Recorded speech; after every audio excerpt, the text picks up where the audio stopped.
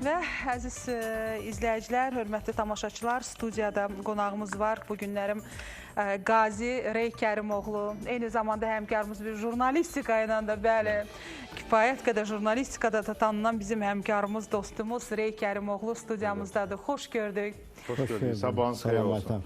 Silahlı Qüvvələr Günü münasibətilə sizi təbrik edirik. Təbii ki, gözəl günlər. Və bu günlər, yəni 2020-ci ilə qədər olan Rey Kərimoğlu Qazi və 2020-ci il sentyabrın, bəli, o 44 gündən sonraki Rey Kərimoğlu. Gəlin ilk olaraq, bir qazi və bir jurnalist olaraq hansı dəyişikliyi var? Əvvəla sizi salamlayıram, dəyərli tamaşaçılarımızı salamlayıram. Silahlı Qüvvələr Günü münasibətilə bütün silahlı qüvvələrin xidmətdə olan, ehtiyatda olan, təqaüddə olan, pensiyada olan şəxsiyyətini salamlayıram. Ali Baş Komandanımız, Prezidentimiz başda olmaqla bütün silahlı qüvvələrə uğurlar arzulayıram. Siz də çox sağ olun ki, məni belə bir gözəl, bizim üçün müqəddəs gündə efirə dəvət eləmişsiniz. Xəzər Televiziyasının kollektivinə də, komandasına da, rəhbərliyinə də təşəkkür edirəm. Valla elə bir sual verdiniz ki, saatlarla danışmaq olar. Ən əsas odur ki, 2020-ci il sentyabrın 27-sini biz 94-cü il atəşkəsdən 12 iyundan maydan sonra hər gün gözləmişik və hər gündə bu qələbəyə inanmışıq. Ordunun içərisində olan hər bir kəs bilirdi ki, Azərbaycan xalqı, həm ordusu, həmişə ermənilərə qalib gəlməyə qadir idi. O vaxtda da bu qadir idi, sonra da qadir idi. Sadəcə o vaxtda ölkənin yiyəsi yox idi.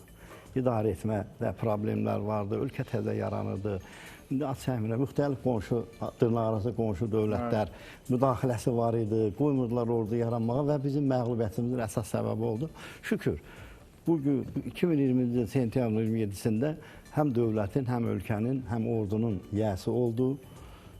O da Ali Baş Komandanımız, Qazi Müzəffər Ali Baş Komandanımız İlham Əliyev oldu. Xalqı öz ətrafında birləşdirdi və qələbəni çaldı. Şəhidlərimizin ruhu şad olsun, qazilərimizin canı sağ olsun. Bu qələbənin memarı şəhidlərimiz, qazilərimiz, başda prezidentimiz olmaqla həm də xalqımızdır. Çox pis olurdu. Həm bizdən nətərdir Ayşən xanım? Biz bilirdik ki, yəni Erməniyə biz o vaxtı, yəni Azərbaycan olaraq bizi uduzdurubdular. Və biz, xalqımız qəhrəman xalqı idi. O vaxtda da indi, belə deyək də, Əliyar Əliyev, Allahverdi Bağırov, Şirin Mirziyev, Vəzir Orucov, nə bilim, nə qədər qəhrəman oğlanlar var idi ki, Albert Ağarov. Alberti, yəni o vaxtda da bu dövlətin, Azərbaycanın Rusu, Türkü, Talışı, Ləzgisi, Avarı, hamısı bir yerdəydi. Bu 44 günlük müharibə də onu gördü. Biz müqayisə eləmək üçün demirəm, amma sual verdiyiniz sualın cavabı olaraq, davam olaraq deyim ki, yəni 2020-ci ilə qədər biz bu günü gözləyirdik və bilirdik ki, qələbə çalacaq. Amma biz hərbiçilər, o orada olmuş insanlar bilirdik ki, ordunun içində olan insanlar bilirdik ki, şəhidlərimiz olacaq, qazilərimiz olacaq və bu ağır bir proses olacaq, amma olacaq. Cənab Prezidentimiz, Silahlı Qüvvələrin Ali Baş Komandanı İlham Əliyev elə bir siyasət apardı ki, həm düşmənləri neytrallaşdırdı, həm dünyanı neytrallaşdırdı, həm də belə deyək, özü demiş, BMT-nin qətnamələrini icra elədi. Və çox möhtəşəm də qələbə oldu, çox sevindik. Yəni, məlumat üçün deyim ki, Aytən xanım, mən 1991-ci ildə Azərbaycanda yaradılan bizim bax bu ordunun, müstəqil Azərbaycan ordusunun ilk əsgərlərindən olmuşam. 1991-ci ilin avqust ayında... Hətta fotoları da var bizdə. Bəli, biz tapmışıq, indi göstərəcəyik. Deməli, 1991-ci ilin avqust ayında Polkovnik Leytenant Şirin Mirziyev Ağdama dəvət edildi. Allah ruhunu şad eləsin. Gözləyirdiniz biz bu fotoları tapacağıq? Mən də 95-ci ildə jurnalistika deyəm, yeri gəlmişkən o dövrün eyni nəsil jurnalistləriyik və sizə də mən təşəkkür edirəm yeri gəlmişkən. O bizim dövrün, o qızıl dövrü adlandırırıq, o jurnalistikanın bu günləri efirdə olan, mətbuatda olan az nümayəndələrindən birisən, eşq olsun sizə də. Və biz 91-ci ilin avqustunda Şirin Mirziyev Ağdama gəldi. 91-ci ilin sentyabrın 4-ündə batalyonun yaranması başlandı. 91-ci ilin sentyabrın 12-sində ilk sıra düzülüşü oldu. və beləcə ordu yarandı. Ona qədər bilirsiniz ki, milis qoruyurdu Azərbaycan torpaqlarının. Ondan sonra kiçik dəstələr vardı bu xalq hərəkatının fonunda. Ermənilər sərhədlərimizə hücum edirdi, kəndlərimizə hücum edirdi. Onda məsəl üçün Ağdamda Qasır Məmmədin dəstəsi var idi, Qubadlıda Əliyar idi, Rəhmətli, Laçında Arif Paşayev və digər. Belə hansı ki, kiçik qruplar idi. Amma Şirin Mirzəyev ilk dəfə gəldi, ordunu, milli ordunun əsasını qoydu. Adı belə oldu. Ağdam Əlahiddə Ərazi Özünün Müdafiə Batalyonu, rəsmi batalyon oldu. Bundan sonra paralel olaraq Şuşada, Laçında, Qubadlıda, Zəngilanda, bütün Qarabağda bu batalyonlar yaradıldı. Bu batalyonlar o vaxtı Xalq Sovetləri İcraiyyə Komitəsinin qərarı ilə yaradıldı. Hələ milli ordunun şeyi yox idi, belə deyək. Hələ ordu təzə milli ordu elan olunmuşdu, amma yox idi. Və ondan sonra milli ordu yarandı və ilk Müdafiə Naziri yarandı və Müdafiə Naziri ilk batalyonu Şıxov batalyonu oldu. Biz onun adını elə deyirik. Birinci Müdafiə Nazirinin yaratdığı batalyonu oldu. Və milli ordumuzun da ilk şəhidi 1991-ci il dekabrın 12-sində indi Pirlər kəndi deyilir. O istiqamətdə gedən döyüşdə Ağdam Xıdırlı kəndindən Elbrus Hacıyev olubdu. Bu günlərdə də onun şəhid olduğu yeri uşaqlar dünənləri mənə tapırdılar, gətirdilər. Nə bilim, ruhları şad olsun.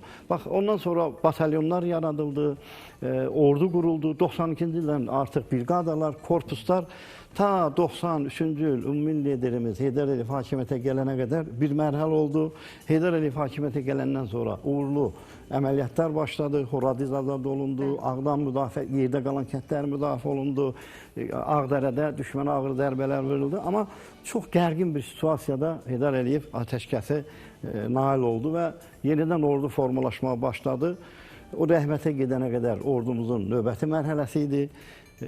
Bizim Qazi Müzəffər Ali Başkomandanımız İlham Əliyev hakimiyyətə gələndən sonra ordunun növbəti üçüncü, bugün gördüyümüz. Yəni, mən orada şəkillərə baxırıq, biz ordu yaranında forma yox idi. Ayaqqabı yox, forma yox, silah yox. Bizim batalyonun 530 əskəri var idi, 96 avtomatımız var idi. Grantamyot yox, plan yox. 5 nəfərə bir silah. Bəli, təxminən belə düşürdü. Amma bu günləri Azərbaycan ordusu dünyanın ən müzəffər, ən nizami, ən qüdrətli ordusudur. Evet, baxırıq, dünya dediniz, dünyanın az qala hər yerində müharibə gedir. Mən tam olaraq müqayisə etməyəcəm, çünki burada mövzu başqadır, burada eyni zamanda yanaşma başqadır və amallar, məqsədlər başqadır. 44 gün ərzində az qala hər gün bir kənd azad olunurdu. Prezident Twitter'də paylaşırdı bunu və biz ən azı 3 kənd. Ən azı 3 kənd. Beşi Allah xeyir versin. Yəni, olmayandı, 1 saatdır yoxdur artıq paylaşım, narahat o, nə oldu 1 saatdan bir paylaşım. İndi görürük, baxın, bayaq bir xəbər verdik Ukraynadan. Rusiya bir qəsəbəni, balaca bir yeri, Rusiya azad edib bunu paylaşır və müharibə nə vaxtdandır gedir. Bu sürətli bu şəkildə bunu bacarmaq, bu haqda sizi danışaq, düzdür, bəlkə də tam olaraq bir hərbi ekspedisiyadır, amma siz bu işin tam olaraq içindəsiniz. Necə oldu? Bax, bunu bir ruh mu xilas etdi, bir daxili ruh mu belə? Milli ruh mu etdi? Müasir silahları demək lazımdır. Yəni, həll edici nə oldu? Mən talih ilə gətirdi ki, bu həm aprel döyüşlərində biz əskər kimi yox, amma ayın aprel 2-sindən bir qrup hərbiçini göndərdilər. Biz də döyüş zonasında olduq. Amma sentyabrın 27-si 2020-ci ildə Müdafiə Nazirliyinin xətti ilə rəqəmləri deməyək, bir qrup keçmiş döyüşçü, mən bilirsiniz, Şirin Mirzəyev batalyonunda kəşfiyyatçı olmuşum. Yəni, kəşfiyyatçılar, müxtəlif adamlar səfərbər olundu Müdafiə Nazirliyinin xətti ilə. Düzdür, biz əlimizdə silah, yəni döyüşmədik, amma döyüşən ordunun batalyonlarının içərisində gecə-gündüz orada biz xidmətdə olduq. Onları döyüş hazırlığı, psixoloji hazırlıq, dəstək, bilik və bacarıqlar, təcrübələri bölüşmək istiqamətində onların yanında olduq. Mən cəbhənin cənub istiqamətində, Füzuli istiqamətində idik. O istiqamətdə xidmətdə oldum və hətta oktyabrın 24-də xidmət zamanı maşın qəziyə düşdü, qolumla qırıldı. Onun da şəkli vardı. Yəni, söhbət nədən gedir? Mən o vaxtı çox diqqətlə izləyirdim prosesləri. Burada ən vacib amil nə idi? Bayaq dedim, yəsi, ölkənin yəsi, dövlətin yəsi. Yəni, İlham Əliyev həm Ali Başkomandan kimi, həm Prezident kimi bu dövlətin yəsi oldu, yəhs ola bildi. Hamını birləşdirdi. Bütün xalq ətrafında birləşdirdi. O çağırışı ilə gördünüz, çağırış məntəqələrinə 100 mindən insan getdi. Bunu elədi. İkincisi qayıdıram birinci o dediyiniz o milli ruh məsələsinə. Həm 90-cı illərdə, həm aprel döyüşləri yadınıza gəlir. Cəmaət necə ayaqdaydı hamı ki, dayanma. Və bu milli ruh həmişə olub bizdə. Sadəcə olaraq bunu təşkil eləmək lazım olubdur. İlham Əliyev 44 günlük müharibədə, ondan qabaqki dövrdə həm milli ruhun, yəni mobil məsəl deyəm. Hərbi strategiya üzrə bəli, hamısı onu cəm eləyə bildi. Eyni zamanda da ordunun ali baş komanda o bilir ki, və vəhdətini çox sağ, vəhdətini yarada bildi və silah, sursat, təminatda yüksək səviyyədə idi. İndi elə məsələlər var ki, bunu həm döyüş olan zabitlər bilir, həm o xidmətdə olanlar bilir. İndi cənab prezidentimiz də bəzən deyir, elə məsələlər var demək istəmir. İndi zaman açılır. Həmən dövrdə bizim də ordumuzda müəyyən narahatçılar vardı, amma İlham Əliyev komandan kimi onu yerindəcə həll edirdi, xariclə, digər qonşu dövlətlərlə, yəni bizim Mehribanova qonşuda. Və prosesi elə bir apardı ki, həm özü baxırdınız ki, siyasi çıxışlar, müsahibələri. 7 müsahibə, 44. O müsahibələr özü hansı kanallara, hansı televiziyalara və hansı gərginlik altında orada əsgərlənmiş şəhid olur, orada narahat. Siz baxırsınız onu şəhid ailələrlə görüşəndə necə kövrəlir. İlham Əliyev də bizim birimizdəndir. Bu Mübariz İbrahimov şəhid olanda, onun nəşi alınanda, cənab prezidentimiz onun nəşini aldı, dəfn edəndə biz ona baxdıq, o da kövrəlmişdi. Onda bizim qazilər hamı, onda bir söz, rəhmətlik bizim Qazilər Birliyi sədri vardı, Etimad Əsədov, hamıya deyirdi ki, bu da bizdən birimizdir. Yəni, bəzən biz prezident belə əl çatmaz, fikirləşik görən necə insandır, bunu yemək yeyirmi, çay içir, belə də. Amma bu da bizdəndir. Yəni, İlham Əliyevin qələbəsini şərtləndirən məqamlarda biri də oldu ki, o da bizdən biri idi. Siz idiniz, başa düşürsünüz. Müasir maddi texnika baza, silah, sürsat, milli ruhun səfərbər edilməsi, vahid mərkəzdən idarə etmə. Aytən xanım, həmən dövrdə o cəbhə istiqamətində, o bölgədə yaşayanlar yaxşı bilirlər də, bələdiyyə, yerli icra hakimiyyətləri, digər dövlət strukturları bir saat mexanizmi kimi elə gözəl qurulmuşdu ki, məsəl üçün mülki əhalinin müəyyən məsələlərə müdaxilə etməməsi, amma ordunun yanında olması, təhlükəsizliyi hətta. Təhlükəsizliyi, polisimizin fəaliyyətini xüsusi qeyd eləmək lazımdır. Xüsusi dövlət təhlükəsizlik xidmətinin fəaliyyətini, səhiyyə işçilərimizin fəaliyyətini. Valla, bilirsiniz necədir? Bu, o qədər hamısı bir yerdə deyənə, bu, bəli, çox düzgün dedi, bunu bir saatlar lazımdır ki, oturub izah eləyəsən bir-bir. Amma mən çalışdım ki, ümumiləşdirim ki, bax, bu qələbəni şərtləndirən əsas məsələ budur. Ən vacibi, Aytən xanım, prezidentin ali baş komandanın iradəsi. Yəni, qərar vermək çox çətindir. Və bilirsiniz ki, 3000 civarında şəhidimiz oldu, 3000-ə yaxın, sonra antiterror əməliyyatı oldu. Yəni, bu antiterror əməliyyatı, bunlar hamısı bunun tərkib hissəsidir də. Yəni, bax, bunlar hamısı bu qələbəni şərtləndirdi.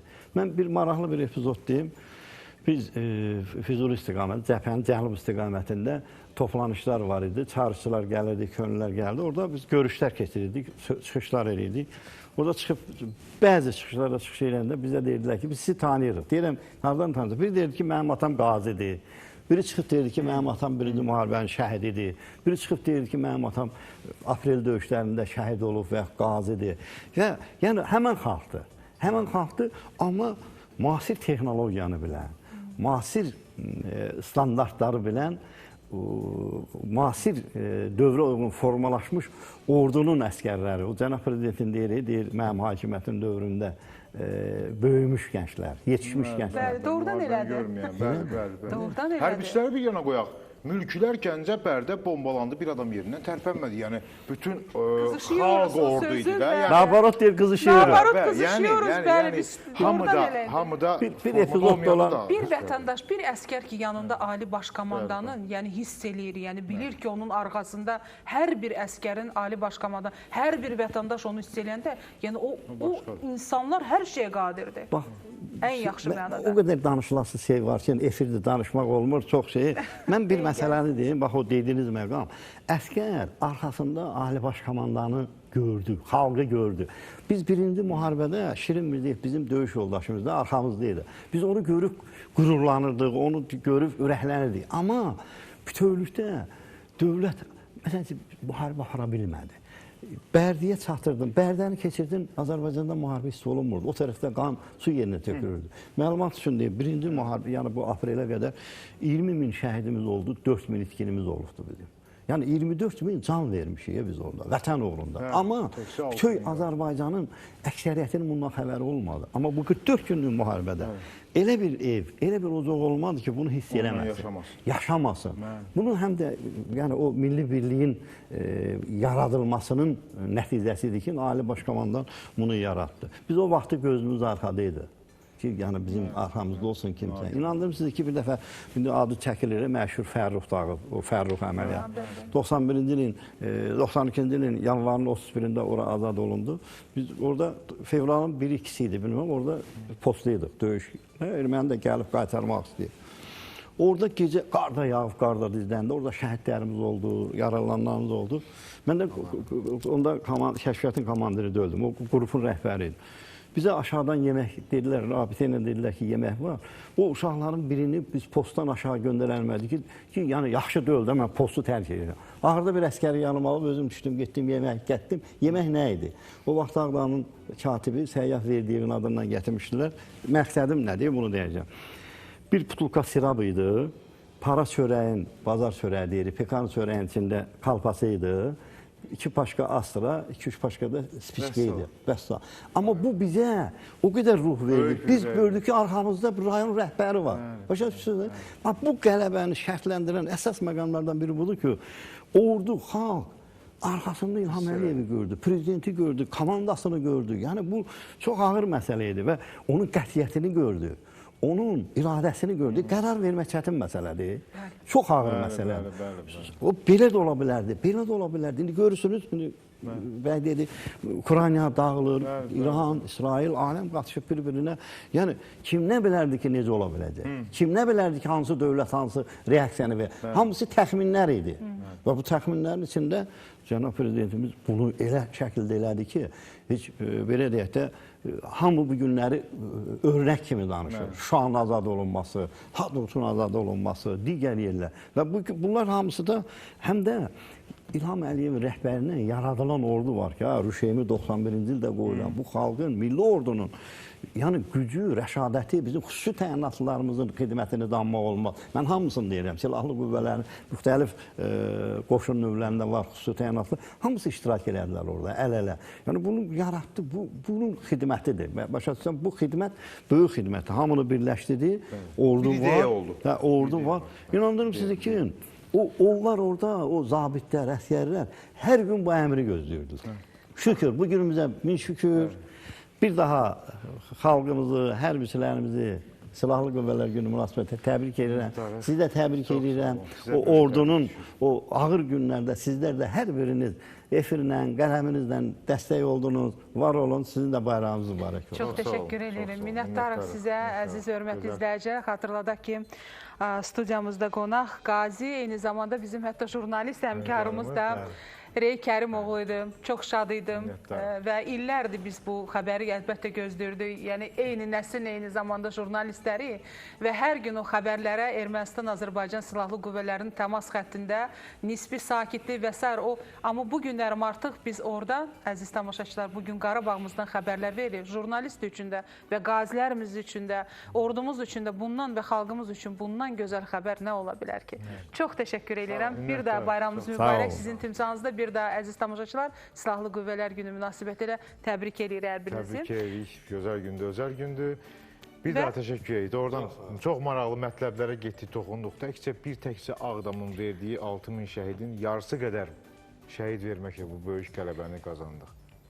Böyük xəbər.